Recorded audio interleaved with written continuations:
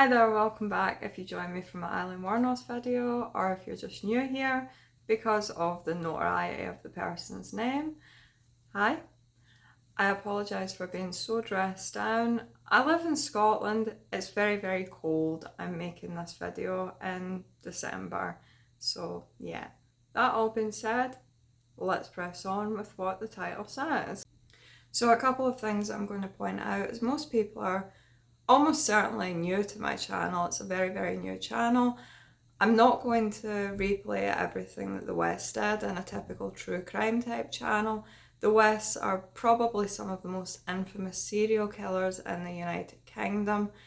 They were most active between the 60s and 80s. A lot of the reasons that I have those kinds of opinions, and I don't really want to go into a lot of the more salacious and sordid details of this, is because of my professional background. I'll link to it here talking about it, but a big thing for me is the ethical perspective of it. I'm almost certainly never going to walk into an office and meet someone that has been a victim of the West or anybody else impacted by this, but I do have a very strong belief that I may be one day put in a situation with someone that has been a victim of a horrific crime, and they might go and Google my name and see me talking quite casually or just going into some kind of discussion about something that has deeply affected them. And I don't want them to find a video where I seem to be almost quite casual and dissecting it for something that's views on the internet. So I prefer to keep things like this talking about more professional ways of looking at it. So with that being said, I'm going to get into this now. Even though the West acted as a couple for the majority of their known crimes, and I will keep stressing known crimes because the estimate of how many people were actually murdered by the West is still very much up in the air.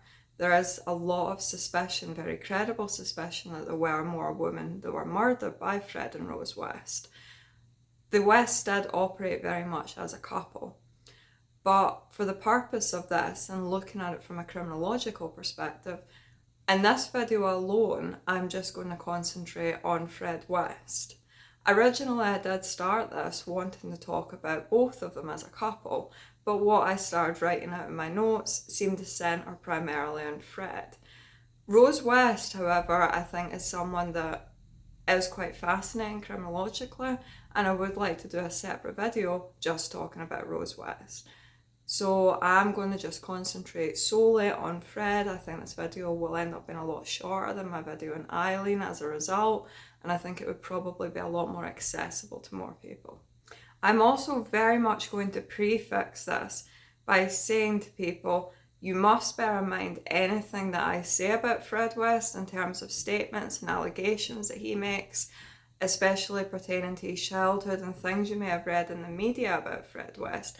Fred West was a pathological liar who lied about everything, including his victims, aspects of his life. Even his own defence agent said that Fred West lied about every single thing. He made up stories that were completely beyond the pale. So with that being said, even me describing aspects of his early childhood, please bear in mind, Fred West lied, and lied outrageously. So Fred West was born on the 29th of September 1941, and he appeared to be born into quite a rural part of the country. He seemed to live a very stereotypical farmer type life. He was born into quite a big family as well. The way that Fred West described his childhood, to some would seem like a typical farmer type life as well, certainly marked with aspects of poverty, I would think, reading between the lines. But he also seems to describe it in ways that would indicate child abuse, quite serious child abuse. He didn't seem to be particularly fond of his mother, which I'll come back to in 1 second, but he did seem to idolise his father, albeit for all the wrong reasons. Now, I will point out that some of these statements have been completely denied by other members of the family. Fred West made the allegation that his own mother sexually abused him around the age of 12 by forcing him to have sex with her. He also seemed to think that his mother was quite draconian. He wasn't allowed to have girlfriends or think about sex or anything like that, which may make sense for someone that has been quite abusive. This is something that was seen with Rose West, although I'm not going to go into detail with her. But Bill Letts was extraordinarily possessive over her, despite the fact that he was sexually abusing her. So that could add some credibility to it. However, this has been ferociously denied by other members of the family. And again, Fred West lies. Fred West also seems to completely idolise his father, who he indicates has some quite strange and disturbed attitudes towards women, including at one point saying in a police interview tape, "You take it where you can get it, son." He also makes the allegation that his father introduced him to barnyard animals, specifically sheep. Now again, I'm not pointing this out to be sordid, to make some kind of like nudge nudge wink wink type joke here. It's to point out Fred West lies about every single thing. You can probably make a drinking game out of how many times I'm going to say throughout this video, Fred West lies. So you can start now. I think I've said it 3 times now, but you can start a drinking game out of this because I will be saying it a lot. One thing that is credible and has been backed up by family members is that when Fred is about 16 or 17 years old, he gets into quite a bad motorcycle accident. As a result of this motorcycle accident, Fred suffers quite a bad head injury. And as a result of that head injury, Fred's personality is described as completely changing. He becomes a lot more aggressive, he becomes quite hostile, he seems to develop somewhat of a temper. There is evidence to support that when a person suffers some kind of brain injury, the personality can be affected and it can change negatively. That's not to say that every single person that's experienced some kind of traumatic head injury that does lead to a brain injury experiences it or goes on to become a paedophile or a sex killer or anything like that. Please don't take that as some kind of inference or some kind of way of explaining away Fred West's actions. My point is that for some people, they do experience personality disturbances. This can range from mild to severe. It's still not an excuse for what Fred West ultimately went on to do. Where Fred's murderous campaign starts isn't actually where he grows up that we know of. It starts in Glasgow. And I'll explain what I mean by this. By chance one evening, Fred West meets a young Scottish woman who is already pregnant at this point by another man. And Rena Costello, as most people know, would go on to become his wife and then ultimately one of his first victims that we know of. Now, Rena appeared to be quite an outgoing woman who enjoyed partying, socialising, going out with friends. She appeared to be popular, and there's absolutely nothing wrong with any of that. You will see throughout Fred's police interviews that this outgoing nature and this ability to socialise and this confidence becomes something that is weaponised against Rena. Rena also did engage in prostitution, and as I mentioned in my Eileen Warnos video, that still doesn't give someone a right to go out and cause any form of harm to them. It doesn't mean a person deserves to be treated violently or viciously, however someone feels about it morally. But again, it was one of these things that Fred seemed to use to manipulate a perception and drive some idea of the type of woman, the type of person Rena is, which is something I'll come back to later in this video. Now, the child that Rena was pregnant with, Charmaine, was fathered by an Asian bus driver, and Fred had said that no one would believe that the child was actually his due to the difference in skin colour and race. So they came up with an idea of telling people that Rena had miscarried and that Charmaine was a child that they had adopted together, and this was going to be the ploy that they told people, which is possibly one of the most sensible lies that he's came up with, given that it was the 60s, but it's still a lie. By this point, they've moved to Glasgow, they're married and they're living together, and they go on to have a biological daughter together, Anne-Marie.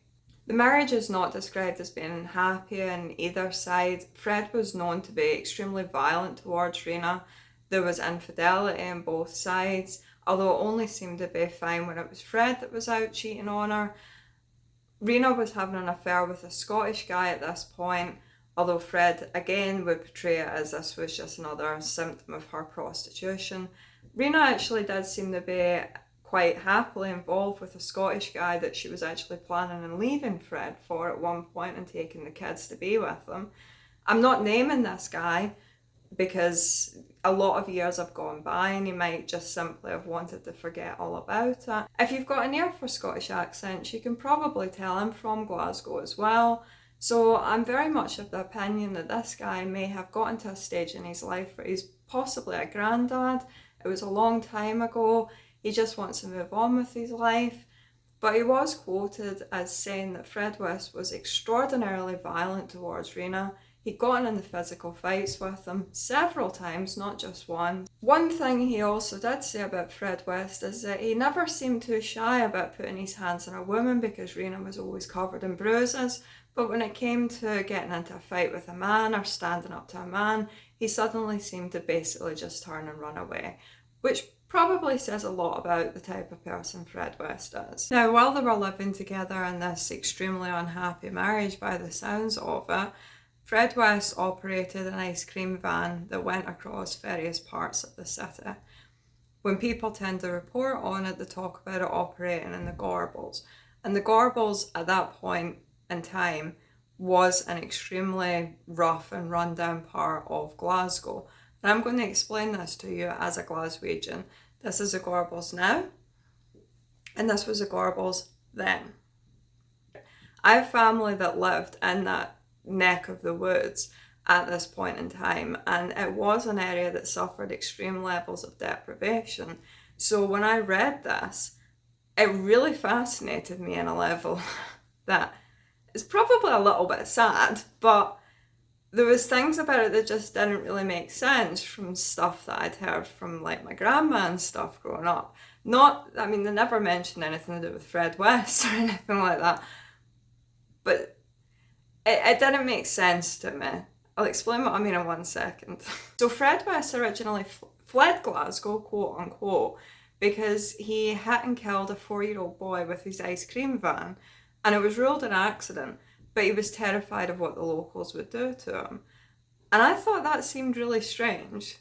like I just thought this seemed really weird to me, that he was terrified of what the locals would do.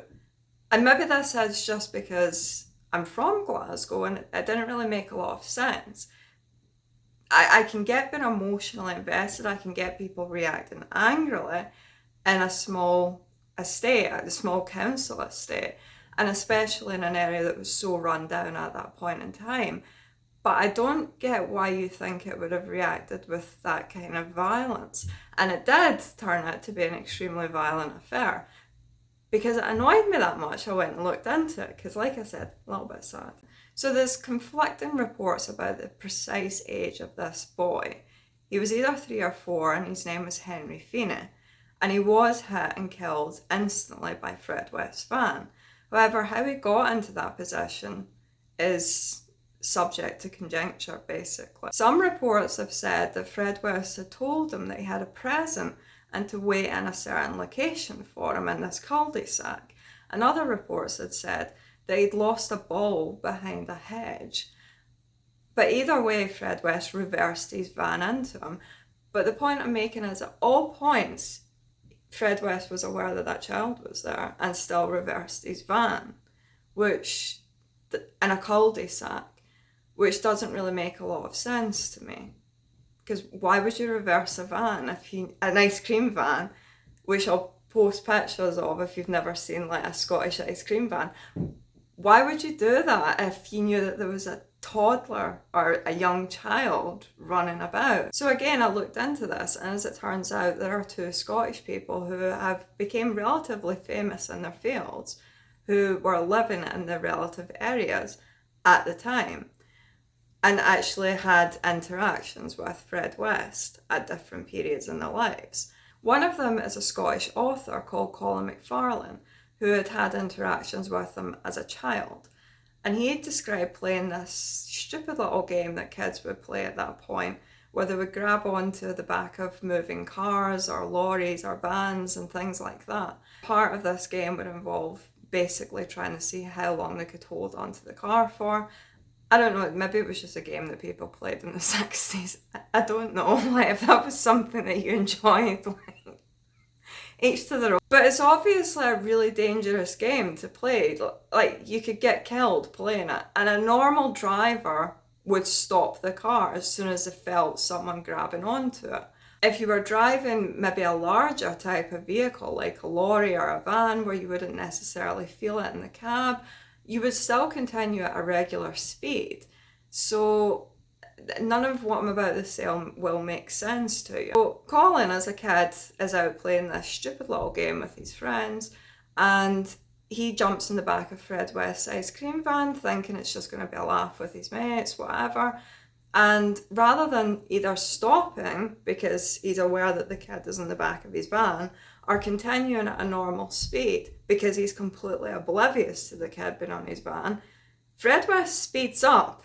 He tears off down the road, so much so that this kid, the young Colin, is thrown from the back of the van onto the ground.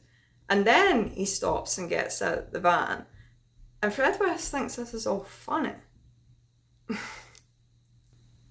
So the young Colin, as a child with his friends, even then were of the opinion that Fred had made some kind of attempt in his life. It really freaked them out. But they were kids, and they just kind of got on with their lives. But he'd said that all of the kids just thought he was basically a bit of a weirdo, and they all just used to laugh at him. One of the other things that he came out with is that he was in a relationship with the pop star Lulu, who was famous, I think, in like the 70s or something like that. I only know her from some song that she did with Take That, and even then I think I was like about like 4 or 5 or something. But the thing is, Fred West actually believes these lies. Now, if he wants to sit there and tell a bunch of 9-year-olds that he's in relationships with pop stars and things like that because he thinks it's going to impress them, a little bit weird, indicating something a little bit more dark there, but technically not illegal. He actually goes on to tell the police, whilst he's been interviewed under caution for murder, that he's had plenty of pop stars in his life. And again, this is my point, Fred West lies. If you've made a drinking game out of this, I'm sorry. Noted that Colin McFarlane had said is that even as kids, they thought that the way he was around young girls that were going up to the ice cream van was really weird. You look at someone reflecting back on their childhood and saying even as a kid they thought his behaviour was weird towards young girls from the van, and then you think about him admitting in a police interview that it was his ice cream van that was how he met Anne McFall. And he admits in a police interview that this was how he met her. He uses quite derogatory language actually to describe Anne McFall. I think he describes her as like a tramp or something like that when he first sees her, because she's quite upset. But he uses this as a means to speak to her and make an ice cream up for her because he's a nice guy, remember? However, we're skipping ahead here and we're still talking about people that thought he was doing things that were just a little bit suspicious.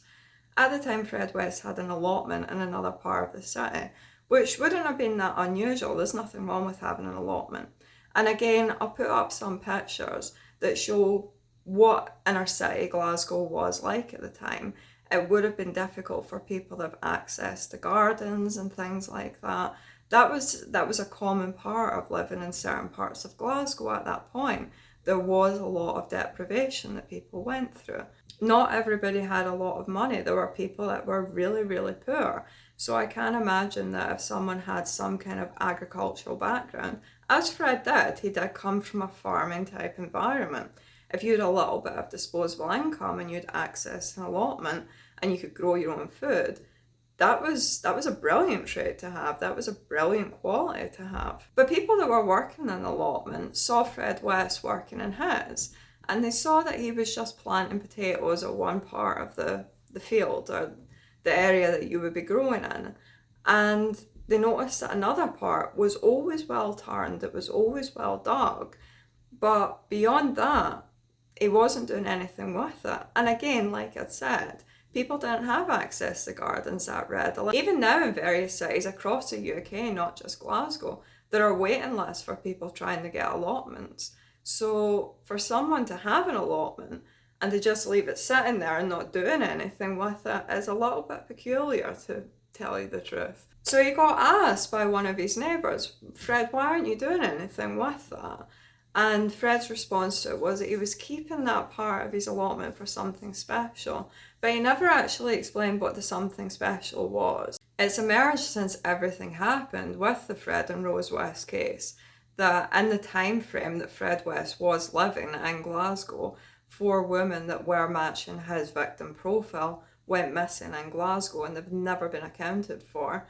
But again, there was no means of being able to actively tie this to Fred. However, again, these women did go missing in the time frame that Fred West was living in Glasgow, with everything that I've said, with his allotment, his ice cream van, his behaviour, his using his ice cream van to go out and chat to women, things like that. It's a little bit odd. And clearly he was starting to make people feel uncomfortable. And when I say he was clearly starting to make people feel uncomfortable, that's my opinion from what I've sat and read. If anybody has grandparents that were living through that and actually have a different perspective on it, I'd love to hear it. But I would think from reading between the lines, it's pretty obvious he was making people feel extremely, extremely uncomfortable. And from having family that grew up in that part of the city at that time and knowing what Glasgow was like at that point in time, I think it's more than likely people were probably talking about the creepy guy that worked in the ice cream van. Another thing before I move on to Fred ultimately fleeing Glasgow is that Rena worked in an abattoir at this point, and this gave Fred plausible deniability to go and pick her up at the end of a shift. Now, Fred was completely fascinated by the dismemberment process. He wanted to know how exactly they cut up the carcasses. He wanted to know how everything was done in the butchering process. He would sit and ask people about it constantly. And when he moved back to England, he ended up working for an abattoir. But people who worked in this abattoir had said that they were a little bit freaked out by him. But the person who reported this had said that it made them feel uncomfortable by how fascinated he was by dismemberment. And this is before he'd even worked in it. Now I get working in an abattoir must be an extraordinarily difficult thing to do. It's not a job I would want. People are entitled to their opinions on vegetarianism and veganism, and that's not the point of what I'm trying to get at here. My point is that it's certainly not something I would want to sit and have a discussion with a person over as to how do you dismember a carcass. It's not where my brain would go to if I met someone that worked in an abattoir. It's just not. What doesn't really seem to be described is it seems to have been a situation where a mob basically came after Fred West. And by a mob, I mean a group of people who had apparently armed themselves with hatchets, knives and bricks, and were surrounding his van and saying that they were going to cut his head off. Somehow he managed to get out of this. This is statements that were made by Colin. No one has any idea how Fred managed to get away from them, but they really were out for his blood. And they came with serious weapons. This was not a situation where it was just a couple of people that were looking to get into a little street brawl. They came armed with serious weapons to cause serious damage, which again reinforces my point that this is not a situation where people have just reacted emotionally to a very, very tragic death. And they've thought that this is a horrible thing, because it is a horrible thing. I don't mean to trivialise what the family went through, and the father had to come downstairs and see his son like that. And I can only imagine how heartbroken he must have had to have to witness his son in that kind of state. I get why someone would be angry, and I can get angry outbursts.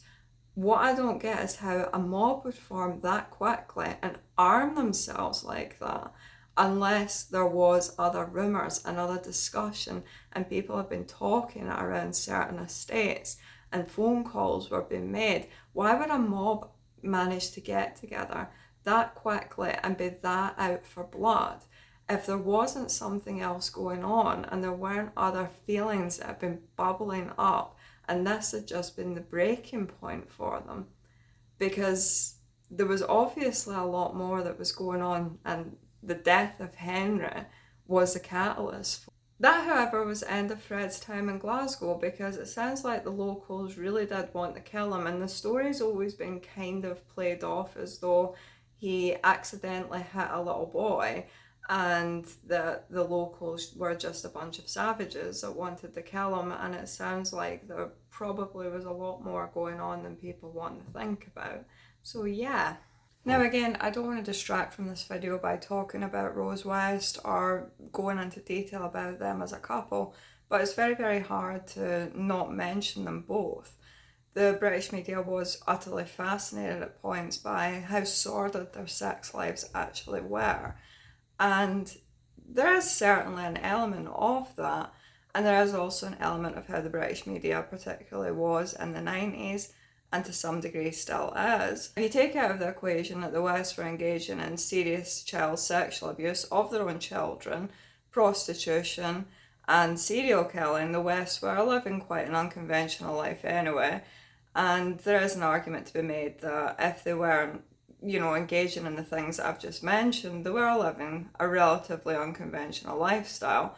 But living an unconventional lifestyle isn't particularly weird or anything to, criticise a person for. And what they are being criticised for is, as I've just said, sexually abusing their own children and serial killing. That's something that you really are kind of going to get a lot of criticism for. But the other things that they were doing is certainly going to filter into how the British media reported on them as well. However, one thing that's particularly of note is that it seemed to have been Rose that got the biggest amount of criticism for her sexual behaviours, which were certainly what would be considered criminologically deviant and bizarre, whereas this seemed to almost play into Fred's likeability and his ability to manipulate people. This passed down even when Fred had been arrested. It seemed to pass down into Fred's manipulative and his likeability, because people, even family members, still seemed to report on how Rose was the more aggressive one, the more domineering one, and Fred seemed to be a lot more meek, despite the fact he'd been, dismembering people. And this isn't me saying that Rose wasn't involved in the sexual murders whatsoever, it's the opposite. My point is that Fred had seemed to be seen as still being almost more likeable to people. It was Rose that was seen as being more aggressive, more domineering, more openly aggressive. But Fred was dismembering people, and Fred was taking souvenirs from his victims' bodies.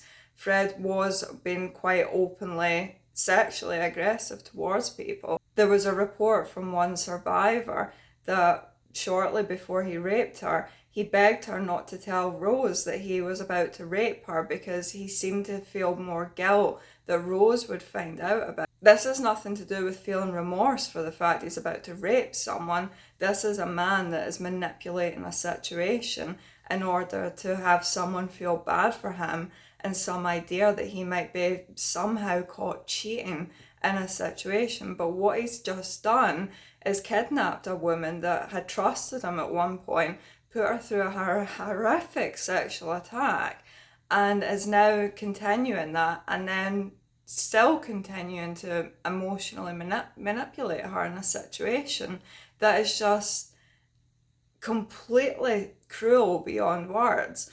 And at all points, even throughout that, he's still manipulating a situation, because this is just further evidence of the type of person he ultimately is. The situation in question that I'm referring to there is in relation to Caroline Owens, who was 17 at the time.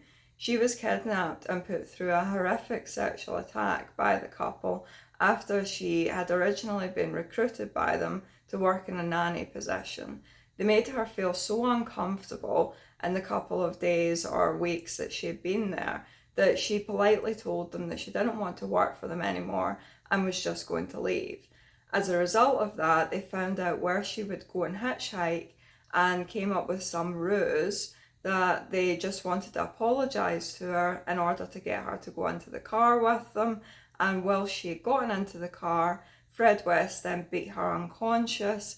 They took her back to Cromwell Street, where they kept her gagged and bound and then carried out a prolonged sexual attack on her, during which this attack, Fred West told her that she was going to end up under the paving stones of Gloucester. Prior to this attack, when she was just working for the couple as a nanny, Caroline Owens has said that the couple had just made her feel really uncomfortable. They seemed to talk about sex constantly, and for a 17-year-old girl, I could see why that might make her feel a little bit unnerved, and she just didn't want to work for them. However, to put into contrast the type of lies that they would come out with, Rose West was engaging in prostitution at this time, and Caroline had noticed that there was a lot of men coming in and out of the house. In response to that, Rose West told her that she worked as a masseuse, which may have had some kind of credible deniability to that. However, in order to impress this 17-year-old young girl who they met in 1973, Fred West told her that he also performed abortions. And this was 1973. The Abortion Act came into force in 1968 across Scotland, England and Wales, which meant that you could actually get abortions provided through the NHS. So quite why any woman would be going to a builder for some backyard abortion is completely beyond me. He also seemed to think that they would be so overjoyed by getting their little backyard abortion off this builder that they were throwing themselves at him and offering him sexual favours. And yeah, so again, there is my point. He lies about everything, but he makes up insane lies at the same time. One thing that's important to note as well is that when Caroline Owens got away from them by pretending that she was going to go and work for them again, and then fleeing when she got out of the house later that day with Rose, she was too embarrassed to tell her mother when she got home what had happened. Then her mother had seen bruises on her, asked her what happened. Caroline Owens burst into tears, and finally it all came out. Caroline Owens' mother called the police, and it all came out, and the Wests were arrested, and it went to trial. Now, the Wests were originally charged with assault, ABH, rape and indecent assault. But Caroline Owens was so terrified of having to stand up in a dock and actually face the Wests that she just did not want to give evidence. So the prosecution really didn't have a very good case against them. And as a result of that, it basically led to the sexual offences parts getting dropped against them. The Wests ultimately agreed to plead guilty to assault and ABH, and they got fined £100. Caroline Owens reported being that upset by the verdict she attempted suicide, and when it later came out what the Wests had went on to do, she harboured insane amounts of survivor's guilt, but she would never have been able to know what they were capable of. And it's very easy to look back and think I could have done something to change it, because that's how survivor's guilt works. It is something that's emotionally based. You can't let yourself get into that way of thinking. And it's easy for me to say that. It's easy for anybody else to say. And Caroline Owens did spend the rest of her life talking out about it, and she did give evidence at Rose West's ultimate trial after that. She also wrote books about this, and she was very much active in speaking out about what happened to her. But she really didn't have anything to feel bad about. And the thing is, she was also only 17 when she went through that. So to get through as much as she actually did at her original trial speaks volumes about the strength of character that she had. She really didn't have anything to feel guilty about. But again, it's easy for me to sit there and say that. I didn't go through what she did, and I can only imagine what it must have been like, how horrific it must have been to experience that. Caroline Owens sadly isn't here anymore. She died in 2016 at the age of 61 from cancer. But our books are still available for anybody who'd like to read it. She spent the rest of her life very much speaking about everything that happened to her. She went on to become a drug and alcohol worker, and she really did try her very best to help people to get through living through something as horrific as what she went through.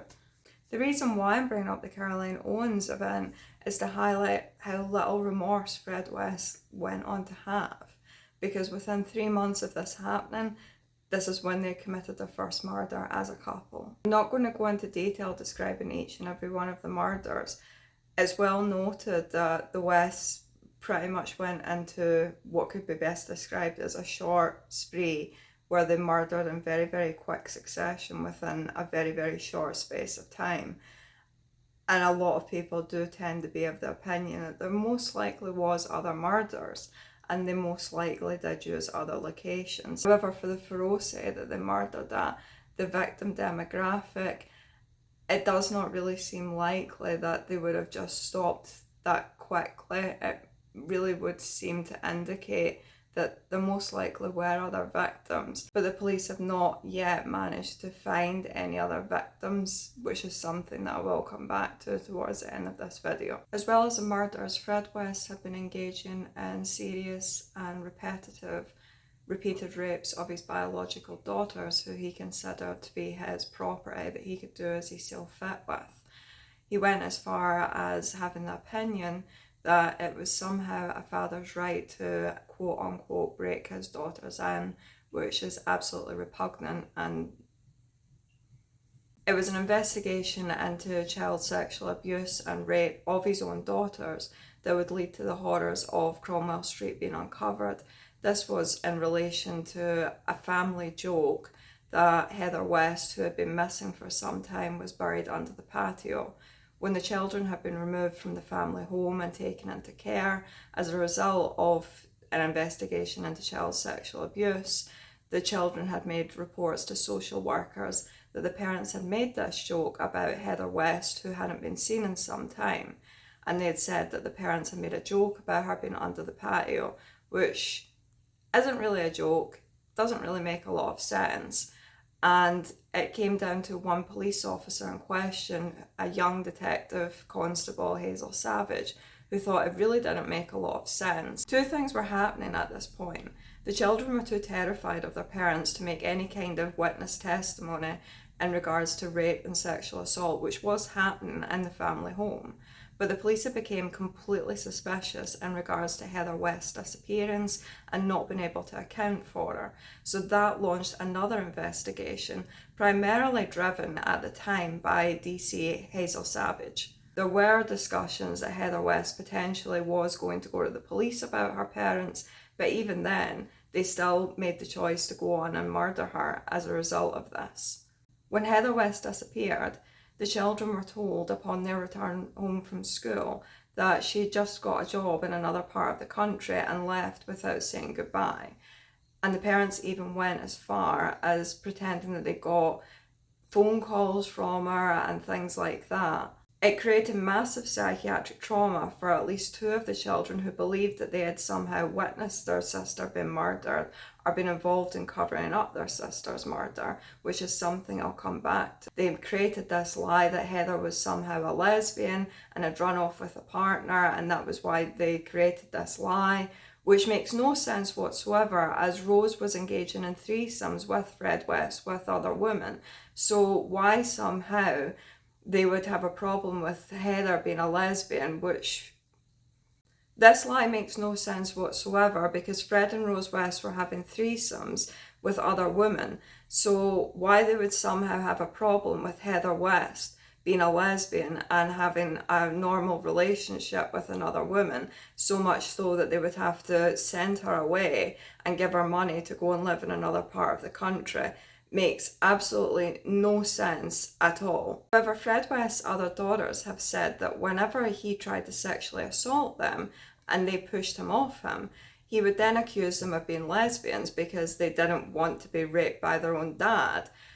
This to me would indicate more that it's a sexualization of his own daughter that he knows he's murdered. It indicates something far more dark, rather than, again, just being a stupid Walter Mitty thing that Fred West has cooked up. It indicates someone that is sexualizing his own daughter that he's murdered, even when he knows that everything is all beyond fixing. He repeats this lie about Heather West when he's under interrogation, under caution for her murder in a police interview. He then makes up other lies that I'm about to come to about Heather West, about her being involved in organised crime gangs, dealing drugs and things like that. He makes up insane amounts of lies about her. But the reason why I keep coming back to this idea about Heather being a lesbian and having ran off with another woman is because it points out something a little bit more dark about his psyche and in terms of his pathological lying. It indicates something to do with his continuing to sexualise his victims and depict a very certain view of them, even from beyond the grave, that he still won't just let them rest in any kind of peace whilst knowing he's murdered them. And it points very much towards his psychological manipulation. It indicates something far more dark about him. So if we look at the contrast of how he speaks about 3 of his different victims in police interview tapes, and we take Anne McFall, Rena Costello and Heather West, and each of these women were women he was very familiar with in very different contexts. With Heather West, he creates this idea that she was a lesbian that was running off, which again makes no sense given his sexual behaviour with his own wife, where they engaged in group sex. He'd seen her with other women and he seemed absolutely fine with the idea of same-sex behaviour. So the idea of his daughter in some other world coming out as a lesbian and having a relationship with another woman, realistically, is not going to cause him any form of distress. But it would be the idea that his daughter would say no to him because he genuinely believed that women were his property, especially women that were biologically related to him. It was an idea of smearing her even in death. So this is what that tends to point to with Fred West. He then goes on to make up some insane lie about her being involved in organised crime gangs. She was living overseas and she was dealing drugs and all of this kind of thing. But he paints a very certain picture that she was somehow failed property to him.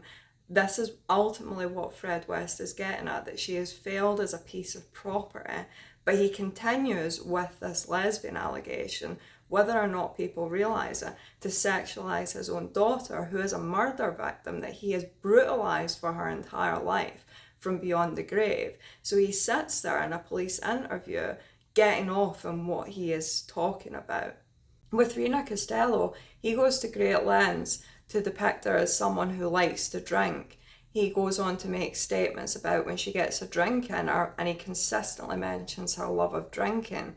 But he goes on to say how when she gets a drink in her, she becomes very loving. So he depicts an idea of someone that is quite loose. He talks about the connections she has. He paints an idea that she is outgoing. She likes to party. He likes to indicate to the police that there is somehow something quite loose and immoral about her. He wants the police to almost think that she is a woman that somehow deserved what she got to her. He goes on to also indicate that she was somehow the person that murdered Anne McFall. He creates this idea that she was down with some man that she was involved in prostitution with called Rolf, and that somehow they had both managed to murder Anne McFall and they had her in a car, and that because things just happened to Fred and he's just this hapless little innocent West Country boy that never did anything and things just happened to him and he has no idea how he got there, honest officer, and he somehow had to be involved in helping dispose of the body and but he didn't do it, honestly. This makes no sense, as witnesses have backed up. Their marriage was extremely unhappy. Rena was staying in Scotland because she quite clearly did not want to be with Fred West. So quite why she would go down to Gloucester and go there with this guy that she was involved in prostitution with and somehow decide to get drunk and kill the woman that Fred was having an affair with doesn't really make a lot of sense. We then come to Anne McFall. And as I said at the start, when he first talks about Anne McFall, he talks about her in almost quite derogatory terms. He talks about her as looking like a tramp. But he white knights himself in relation to Anne McFall. He talks about how her mother was just a not very nice person and he was there with his ice cream van because of course he was, and he had to come in and save her from this awful situation. And Anne McFall also came down to help him out with the kids, and they had this loving gentle relationship, and you know, it was just perfect. And he speaks of Anne in a very different way than he does his other victims. He speaks of Anne almost angelically at points. It's also quite disturbing in how this relationship with Anne and the way he speaks about her has this form of transference towards Janet Leach.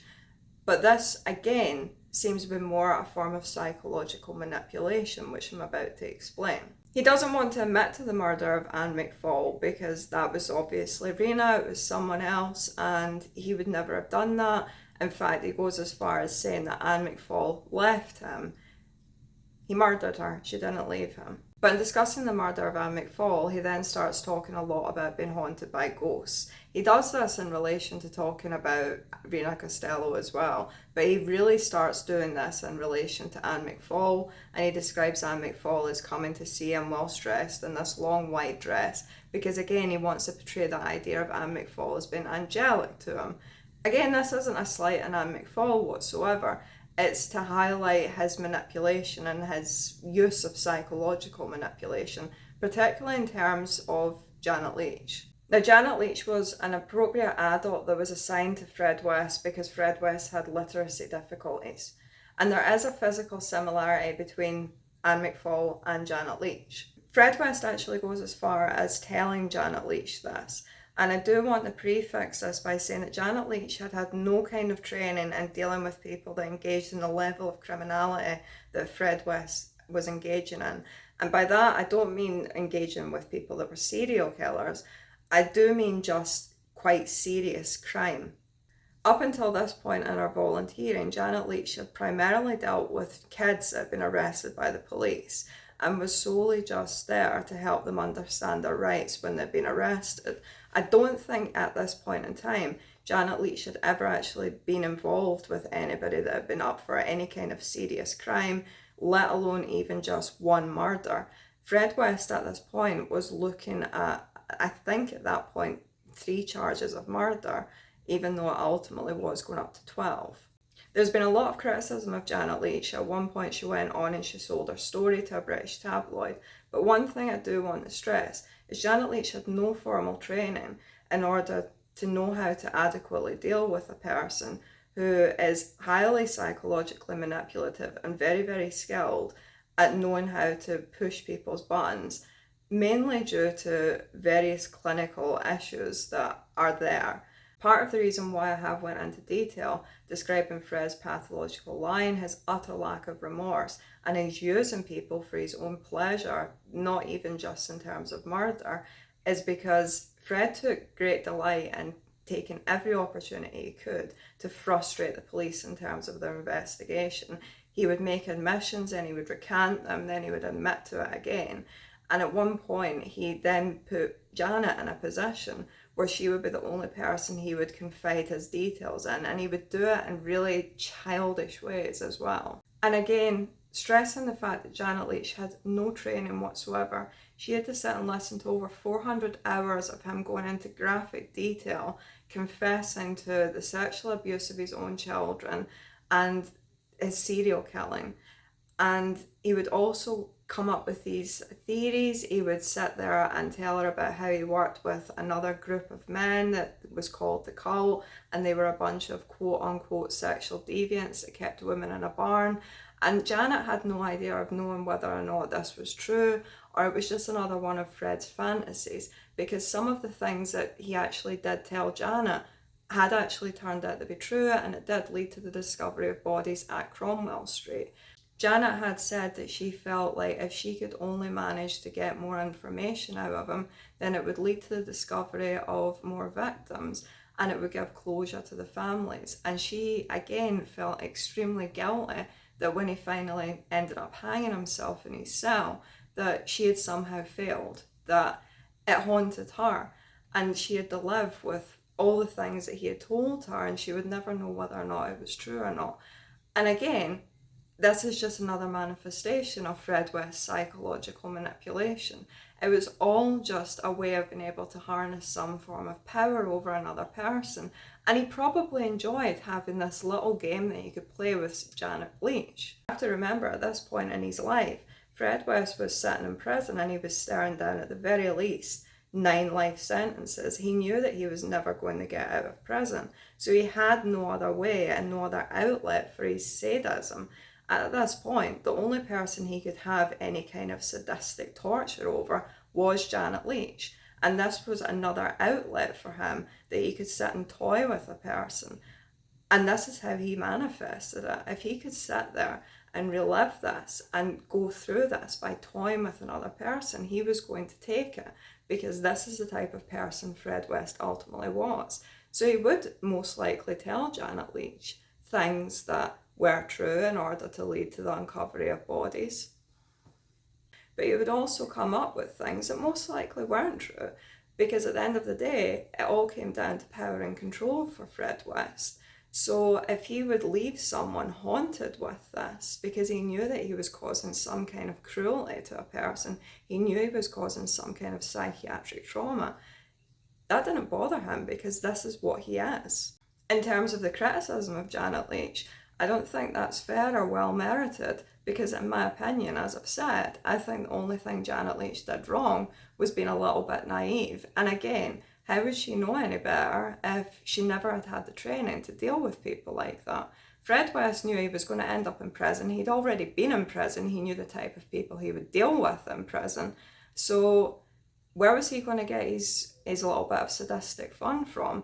The only women he would be around would be female prison officers who, again, would be trained and known how to deal with men just like him. They weren't going to sit there and put up with his psychological manipulation. They weren't going to be entertained by it. They weren't going to fall for it. So where was he going to get any kind of kick from? At the mention of Anne McFall and the ghosts and everything like that, in his police interviews, this is when you see Fred West begin to turn on Rose, and he then begins to start implicating her. Now, the British media always tend to think that it's because Rose completely blanks him in the dock. And there may be some truth in that. Rose did ultimately blank him in the docks, apparently tried to touch her shoulder or something like that. But Fred West did start implicating Rose in his police interviews as well. Now, the commonly held view for a lot of people is that Fred West hanged himself because when he died, there would be no evidence that would tie Rose to it, and Rose would get to walk away from it.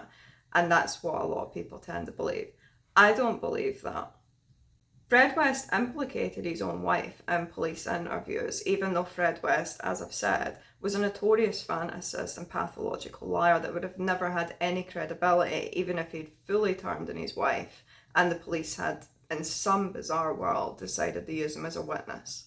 He delighted in frustrating the police investigation process, and he seemed to strongly implicate himself as being behind the murder of one missing girl. He very clearly got a sadistic thrill out of tormenting Janet Leach, who was only acting in a volunteer position and then got completely out of her depth, and I mean this kindly, was very obviously beyond her pay grade. And for all this nice West Country farmer boy act, he very, very obviously enjoyed the psychological pain and torture that he inflicted on his victims, and he very obviously could just snap at the drop of a hat. And like I've just said, he knew that the game was up, and by that I mean there would be nowhere else that he would get any kind of sadistic thrills from. He was going to spend the rest of his life in a male prison, where the only women that he would get to see would be female prison officers or female forensic psychiatrists. And all of these people would know exactly what he was, and they wouldn't be prone to falling for any of these little psychological manipulation tricks. So where was he going to get any kind of sadistic kick from? At this point in time, the only women in the world that he could really inflict any form of psychological cruelty on, or have any form of sadistic torture upon, in a weird way, was Rose West. So here's a direct excerpt from his suicide note. "You will always be Mrs. West all over the world. That is important to me and to you. I haven't got you a present," this was in relation to her birthday the month before, "but all I have is my life. I will give it to you, my darling." She is Mrs. West all over the world. Now I want to stress, I don't think Rose West is a victim. I think she was just as culpable and just as involved as he was. But I do think from the moment he began implicating her, He knew exactly what he was doing, and he was already planning what he was ultimately going to do in that cell. And without him being there as a distraction, all of Rose West's life is there for the public galleries. It was there for the British media to gawk at, to laugh at, to pore over. And she is Mrs. West all over the world. But Fred West, he's faded into the background. He's dead. So if you really wanted to hurt a person, which is what he did because of who he is, he got what he wanted. People tend to think that he did this because he wanted to save his wife and that all of the dirty little secrets of Cromwell Street would die with him. But he had no remorse and he had no guilt, and he genuinely believed that everything that they were doing was right. So why would he decide that he was going to end his own life for that? That doesn't make any sense. This isn't the type of person that he was, because they didn't think that anything that they were doing was wrong. But if you're a clinical sadist and a clinical psychopath, what more did Fred West have to gain? He was going to get no other kind of sadistic kicks in his life. He was just going to rot in a prison cell. This would ultimately be the last act of sadistic cruelty he was ever going to enjoy in his life.